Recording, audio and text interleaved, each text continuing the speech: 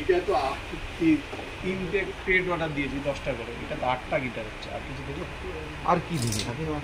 ওই সব দিয়ে দে, কভার টভার গুলোতে দিয়ে দে। আবার দিয়ে দিয়েছে অলরেডি, ওটা প্যাক করে দিয়েছি। একটা তো প্যাক হয়ে গেছে। হ্যাঁ একটা প্যাক করেছে, দুটো মিলিয়ে দে না।